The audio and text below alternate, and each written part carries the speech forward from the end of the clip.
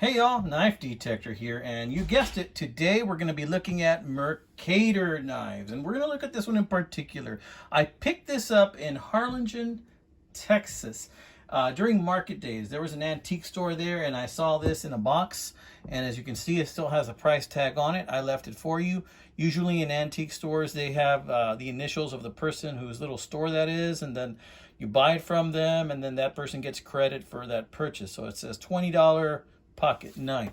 That's how much I paid for this. I paid $20 for this Mercator. Now, those of you that know a little bit about Mercators know that this is a German knife. Mercator was a company, I think, from that goes from the late 1800s in Germany all the way up to 1995. And now these knives are still being made, but they're being made by Otter Messer. Now, I paid 20 bucks for that knife. I think it might be either a bit high or a little bit or fair. You know, tell me what you think. I don't really know a whole lot about these knives, so if you know a little bit more, please shed some light. Did I overpay for this knife? Now, there used to be a clevis here, but that clevis is gone.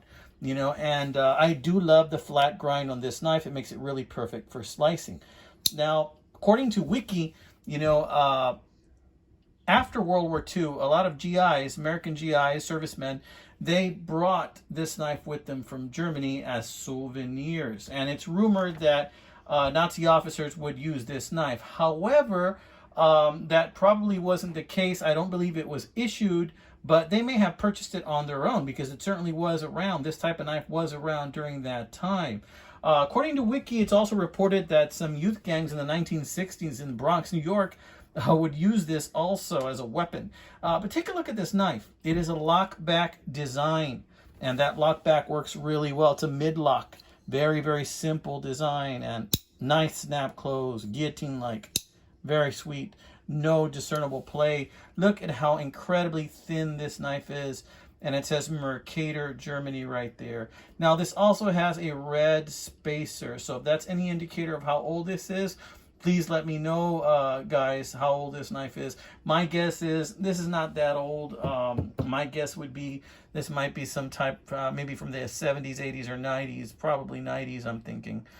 Please let me know. I don't know much about these knives, but give me a clue, guys. Teach me a lesson here.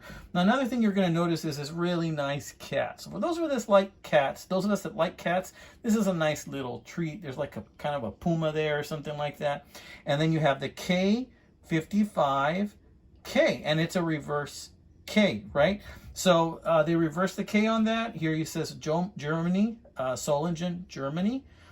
See how that blade just tapers down to that fine drop point edge. Makes this really, really good for slicing.